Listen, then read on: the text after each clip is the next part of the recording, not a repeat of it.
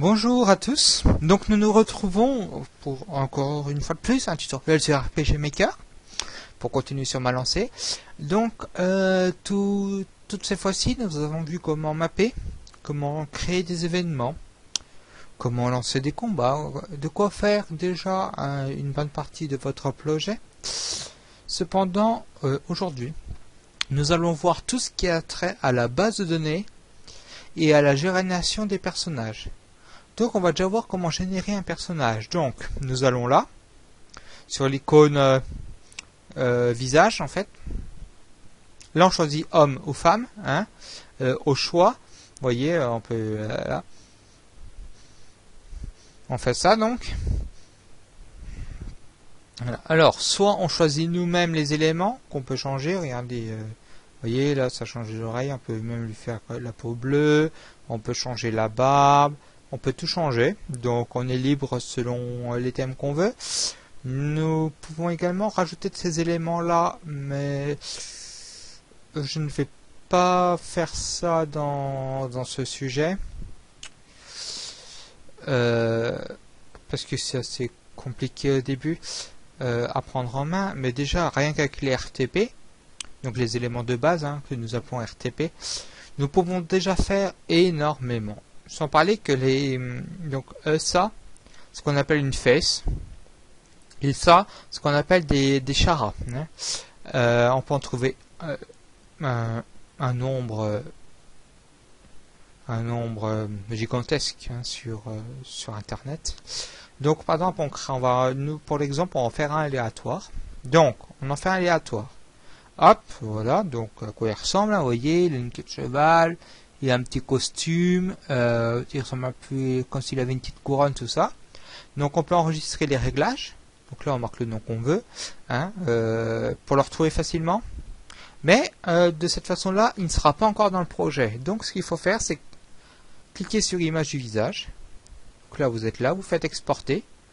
Vous marquez le nom que vous voulez pour qu'il soit enregistré. Pour l'exemple, on va marquer test, comme ça, hop.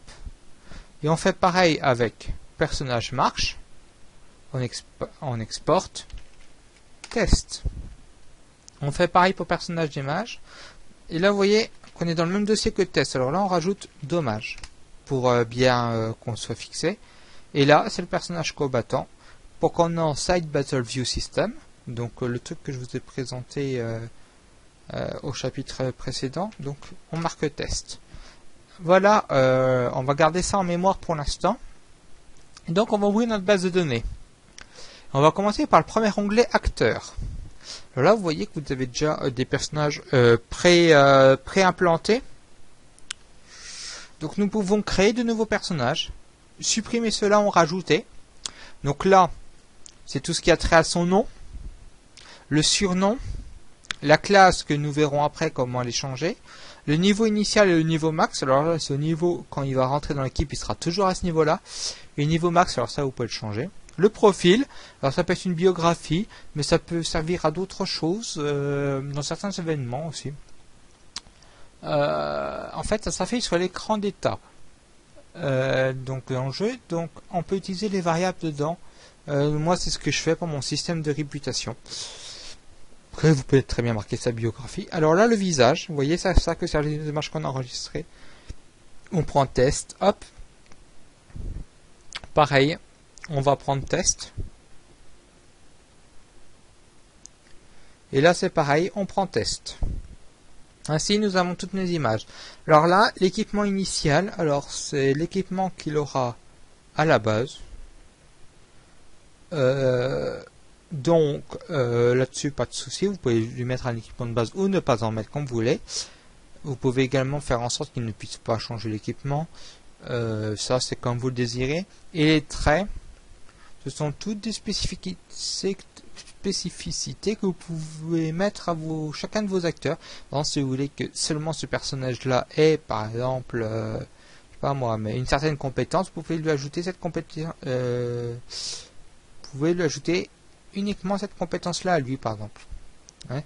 Donc voilà, donc n'hésitez pas à regarder un peu toutes les possibilités qu'il y a. Il y a un certain nombre de possibilités.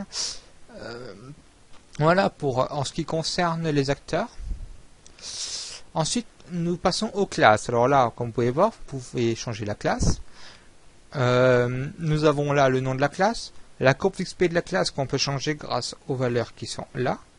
C'est par exemple si on veut ça, c'est pour que l'XP monte plus vite.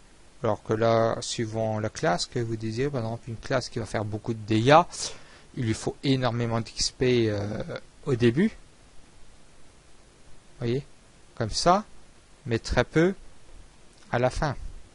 Vous voyez, là on voit bien que ça monte en flèche d'un coup, et après ça stagne. Alors que une personne qui sera support au début n'en aura pas, mais à la fin on aura.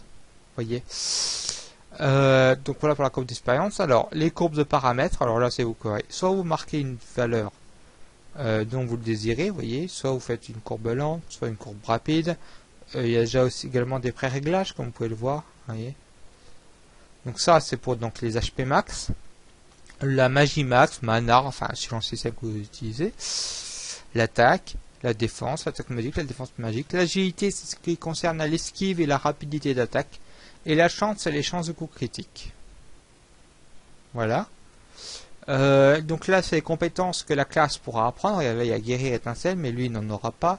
Ce mage là aura feu, prêtre aura que guérir, vous voyez. Et donc les traits, donc quand même pareil que pour le héros, hein, vous gérez les traits que vous désirez. Donc alors équiper armure, c'est très important. C'est donc équiper armes en fait. Quand vous regardez, vous avez là, il ne pourra s'équiper que d'épée par exemple. Le reste il ne pourra pas équiper. D'accord. Pareil pour armure. Vous voyez, vous réglez ça là. Donc, si vous voulez que ne change pas du tout d'équipement, vous marquez rien du tout en équipé, comme ça vous êtes tranquille. Ensuite, donc là vous avez pu voir, on a les compétences. Donc là, on peut les créer les compétences. Alors on a le choix, donc déjà on marque le nom, l'icône. En parlant d'icône, alors là vous voyez que c'est pas le même icône set. Donc vous pouvez en télécharger. Pour les implanter dans votre jeu, il faudra les mettre dans le dossier. Alors je vais vous montrer dans quel dossier. Donc vous allez dans vos documents, Game. Donc là vous allez sur le nom de votre projet. Hein. Vous allez dans Images, Système. Et là vous voyez il y a icône set. Il faut exactement le remarquer de la même façon. Il faut exactement que c'est le même nom. Ça va le remplacer. Ceci dit, pour éviter tout problème avec votre icône set, il faut que chaque icône dans l'icône set soit égale à 32 pixels par 32. C'est primordial. Sinon, vous ne pourrez jamais l'afficher correctement. Ensuite, on a la description. Donc là, on met ce qu'on veut.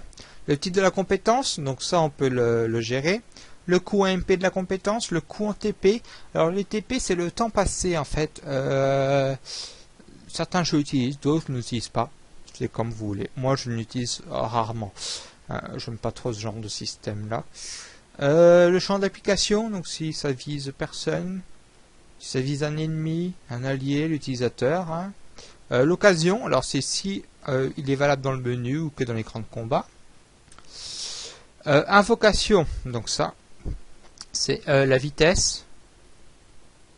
Vous voyez, c'est une valeur qui est ajoutée à l'agilité du personnage au moment de déterminer l'ordre des actions. Le succès, si on veut qu'il soit à 100%, qu'elle réussisse toujours l'action. Répéter, donc ça on peut faire répéter si on veut que ce soit une triple attaque par exemple. Vous voyez. Et le gain en TP, bon ça si vous utilisez le mode, vous l'utilisez, sinon vous l'utilisez pas, donc chaque attaque peut donner un gain en TP. Le type de coup, si c'est une attaque physique, une attaque magique, ou certains, ça on peut le régler plus tard. Et l'animation, il y a déjà un certain nombre d'animations de marquées, on peut en rajouter si l'on veut. Le message, donc ça on peut utiliser utilise attaque, on peut dire fait attaque, jette attaque. Nous pouvons configurer des armes requises pour faire. Et là nous avons donc les dommages. Donc nous avons soit on fait des HP dommages, soit on fait des MP dommages, soit on récupère des PV, soit on récupère des MP, soit on peut drainer. Voilà, on peut ajouter l'élément d'attaque et la formule. Alors la formule, c'est très important, il faut bien écouter. Le A correspond au personnage qui lance l'attaque. le B à celui qui la reçoit. On marque toujours un point à côté. Et on utilise donc, alors, on peut utiliser diverses choses. Alors, ATK pour l'attaque. Si on veut que ça corresponde à l'attaque de notre personnage. Mat pour l'attaque magique. AJ pour l'agilité. MHP pour l'HP max. HP pour HP. TP pour TP. Def pour défense. MDF pour défense magique. Luc pour la chance. MMP pour la MP max, MP pour MP et level pour niveau. Si vous pouvez également utiliser autant de formules que vous voulez à la suite. Là. Par exemple, si je veux que ça enlève automatiquement 50% de la vie du défenseur, c'est simple. La formule, ce sera B.HP max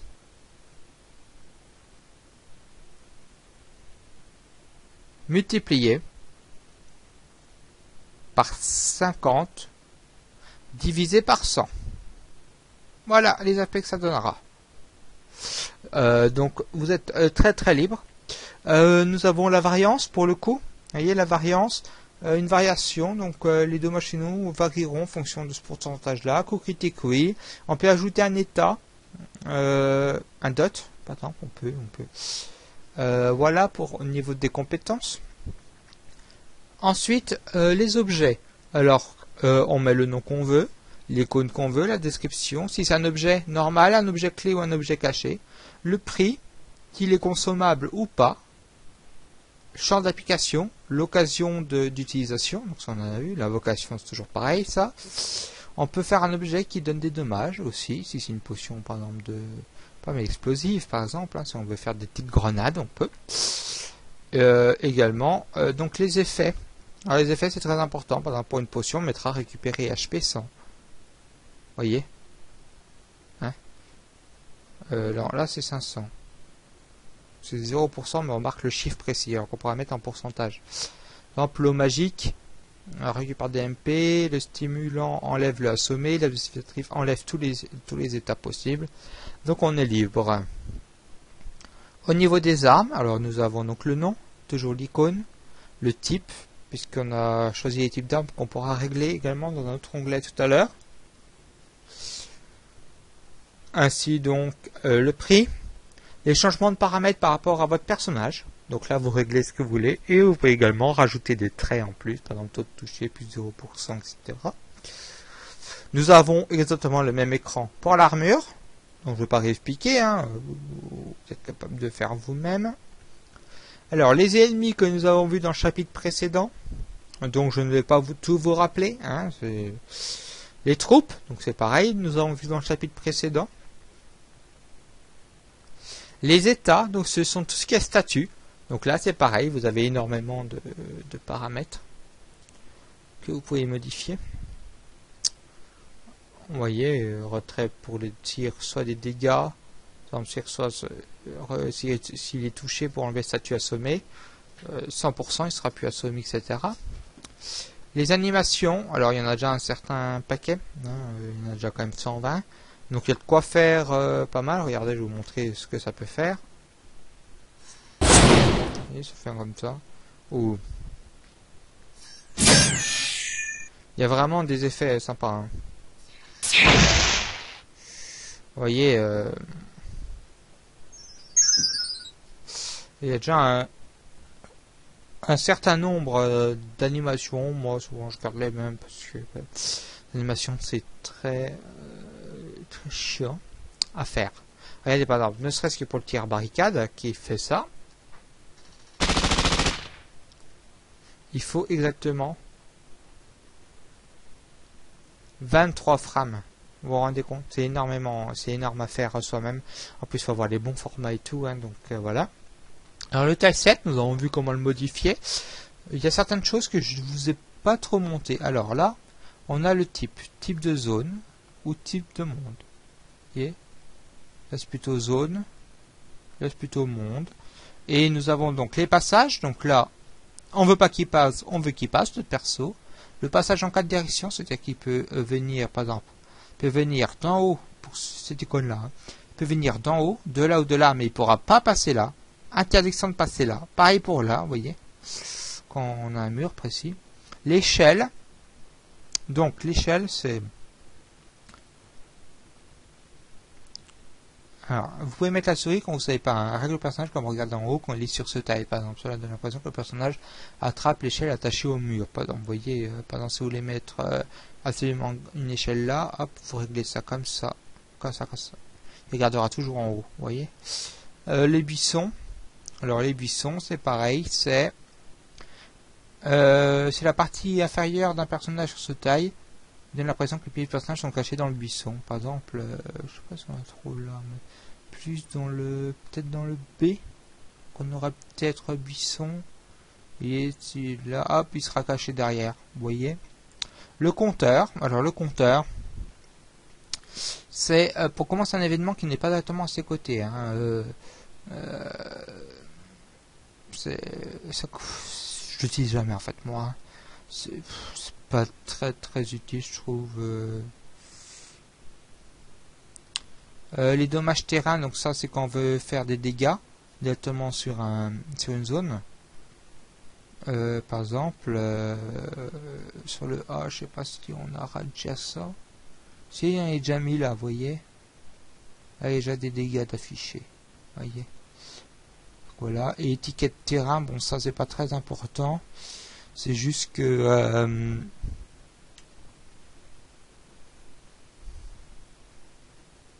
c'est pas très important. Le plus important à prendre en compte c'est les passages, l'échelle, le buisson et les dommages terrain. Voilà, c'est tout.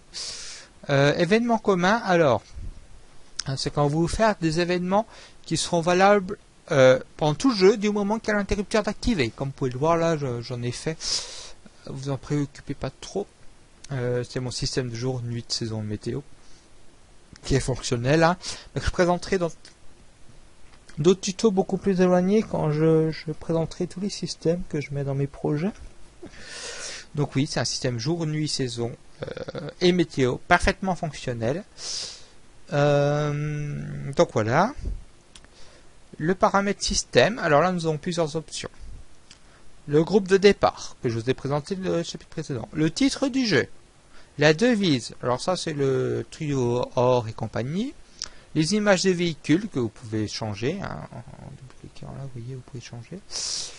La couleur de la fenêtre que vous pouvez changer si vous voulez que les fenêtres aient, vous voyez, un autre ton. Voilà. Les options, alors là vous avez donc la vue latérale, la vue. Le démarrage transparent, c'est quand on veut pas que quand on démarre, que le personnage se voie. Démarrage transparent. Suivant. Hein. KO par dégâts de détériore, KO par dégâts de terrain. Donc ça c'est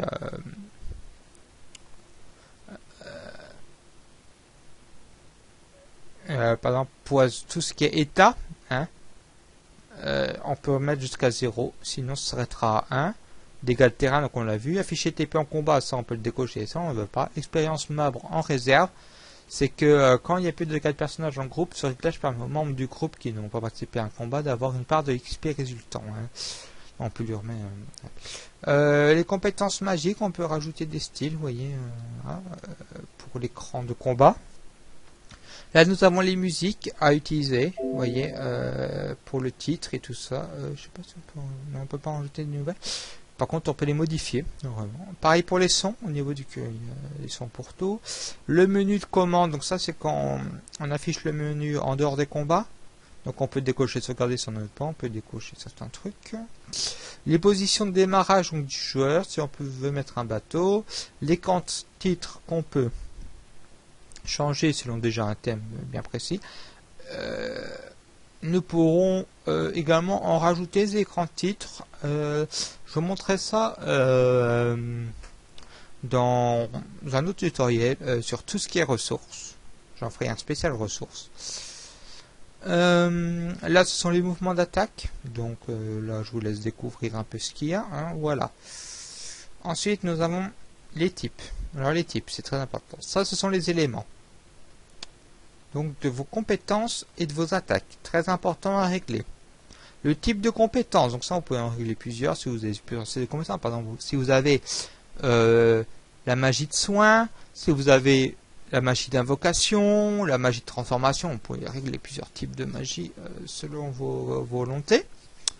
Les types d'armes, changer, type d'armure, vous pouvez changer, type d'équipement, ça, donc c'est très important. Vous pouvez en rajouter si vous voulez d'autres sortes de types d'équipements qui seront affichés, comme là, non, type d'équipement c'est dans l'armure, vous voyez là, petit bouclier, armure, non c'est pas là, c'est là, voilà, type d'équipement. Bouclier, tête, corps, accessoires. Bouclier, tête, corps, accessoires. Vous voyez, vous pouvez en rajouter. Et les termes. Alors les termes, c'est très important. C'est comment vous voulez appeler les trucs. Moi, dans mon projet, j'ai renommé MP par magie. Vous pouvez le renommer par exemple par mana. Hein. C'est pas. Voilà. En ce qui concerne donc tout ce qui est base de données et la création de personnages. Sachant que les ressources, regardez, non. Non, ça c'est chercher un événement. Je sais pas quoi. Texte de son, cherche. Non, il n'y a pas. Attendez, je regarde un truc. Outils. Base de données, chercheur des jeux, playtest essai, dessiner. Donc voilà, en ce qui concerne donc la base de données. Dans le prochain tutoriel, nous verrons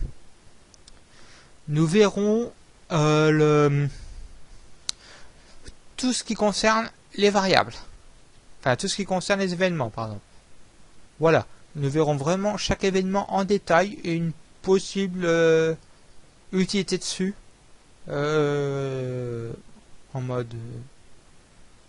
sur un petit système dedans, par exemple. Hein. Voilà, c'est tout pour l'instant et merci de nous avoir suivis.